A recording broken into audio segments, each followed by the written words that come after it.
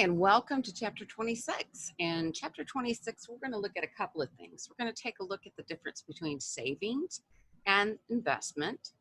And then we're going to talk about the national income accounts and financial systems in general. So it's a kind of a nice overview of lots of things that we're going to touch back on. So this particular chapter is pretty important, and I will highlight those things as well as provide additional back to them as I do when we further the discussion. Okay, so let me go ahead and share my screen with you and we'll get to it. In our first objective, what we want to take a look at is define and discuss financial institutions in the U.S. economy.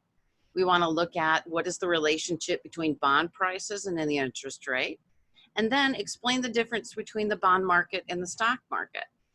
Okay, so without further ado, let me go ahead and show you our first video.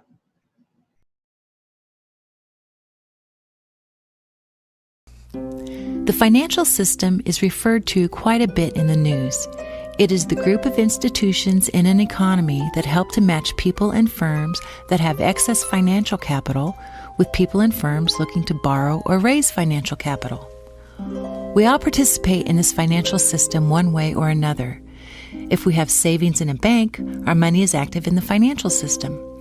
If we borrow money to buy a house, car, or through credit cards, we're making use of the system.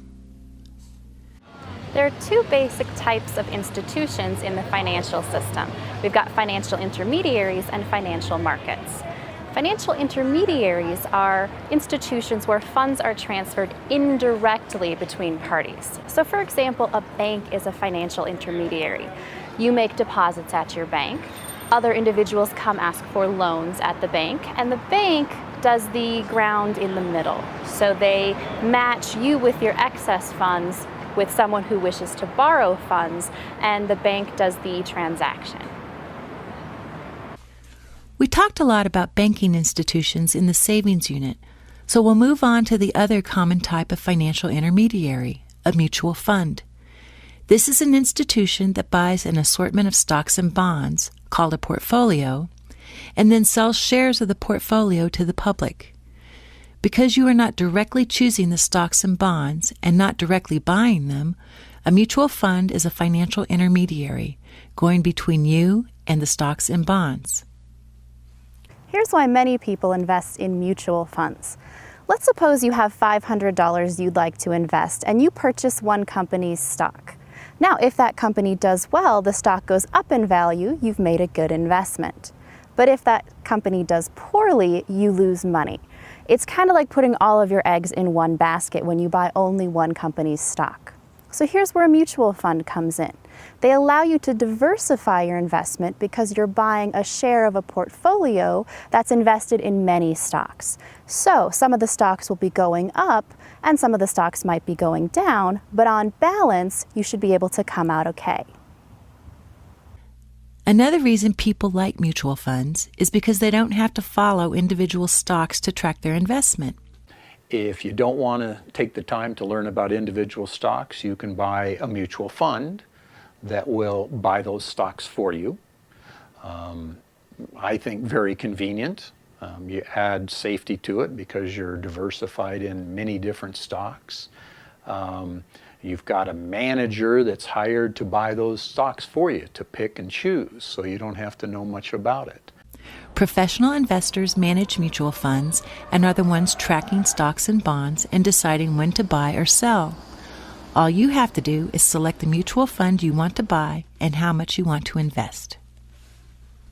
Unlike your savings account, a mutual fund is not FDIC insured. That means you're not guaranteed to get your money back. But because there is a higher risk, you'll actually earn a higher return, or at least you could. Now, this is something important to keep in mind. If you're earning a higher return, it's because you're being compensated for taking on more risk. If you ever hear of an investment that has a great rate of return and has no risk, it is not a sure thing. Financial markets are institutions where funds are transferred directly between parties. The two most common types of financial markets are the stock market and bond market. If you want to buy a stock, you can just go online and buy one. Same thing with bonds. You are making your transaction directly with the stockholder or bondholder. Sure, a third party might actually facilitate the transaction or transfer of funds. When we say the funds are transferred directly, we mean you are choosing the stock and when to buy it. Someone isn't doing that part for you.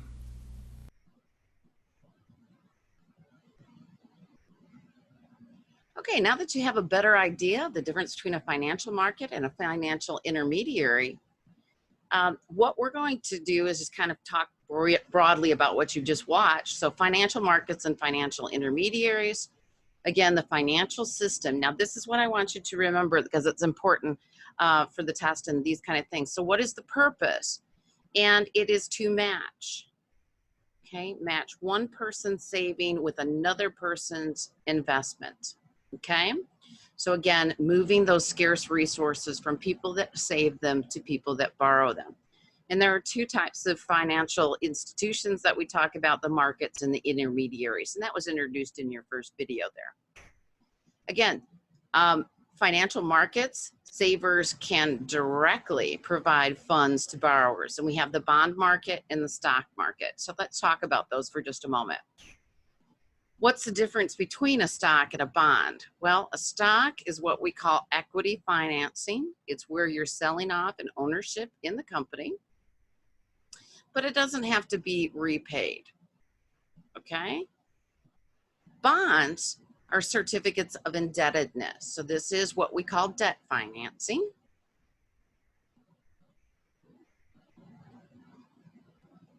Okay, and again, when the loan will be repaid. Okay, it has a rate of interest and then the principal, which is the amount borrowed. Okay, so again, who issues bonds? Again, large corporations are one, the federal government, state and local governments. And many times local governments will issue what we call municipal bonds.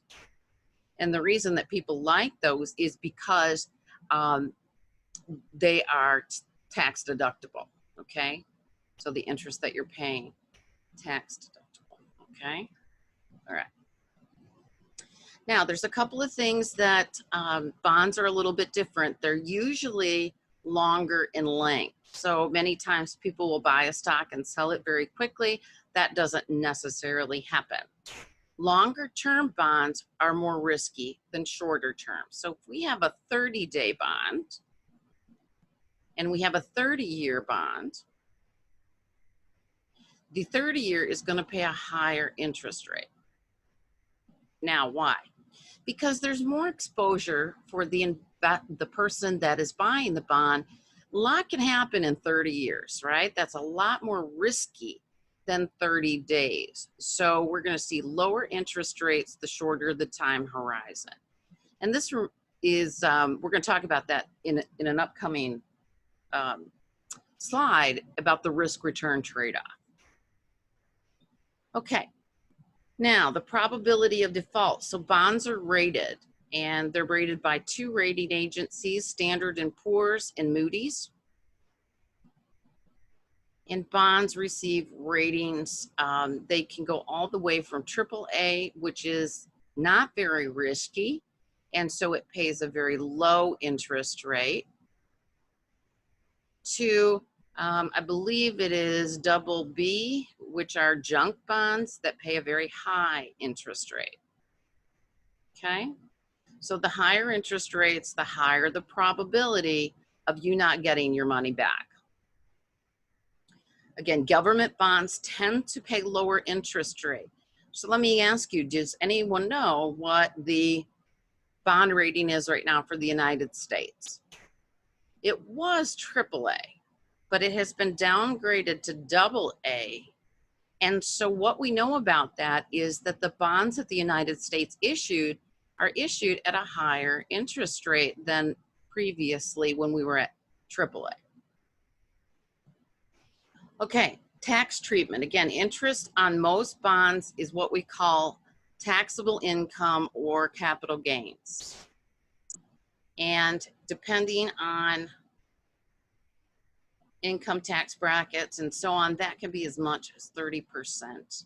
So that means anything you make. So let's say that you buy a $1,000 bond, it pays a 10% interest rate, and let's just do 1 year, okay? Principal times rate times time. So we're going to make $100 on that bond. The $100 that we make on the bond is going to be subject to capital gains. And so they're going to tax that at 30%. So $30 of taxes. So your actual gain is only $70. Okay. Again, municipal bonds, one of their attractiveness is that you do not have to pay federal income tax. And sometimes they carry that lower interest rate, and the reason is because of the tax break that you get on municipal bonds. Municipal bonds, state and local government.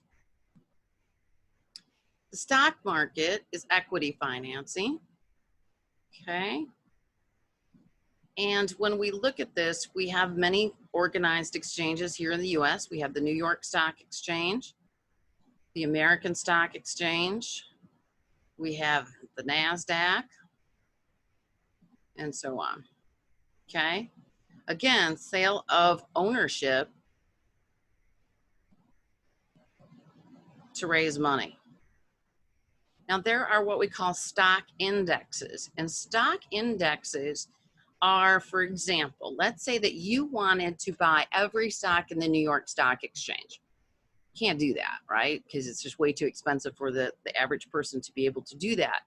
So what you might buy is an index fund. And index funds basically take all the stock in the New York Stock Exchange, and they would divide it into small slivers, like maybe a 16th of a share, lots of small slivers. But you would have the same portfolio that the New York Stock Exchange is. These are actually called diamonds when it's the New York Stock Exchange. And so again, an average group of stock prices. So it's a group that is mirrored, but you don't own as much as what that foundational organized exchange has. Mutual funds are another way to accomplish something very similar. And we're going to talk about that in some upcoming chapters, I think, as well. Okay, that's the end of this particular objective, and I'll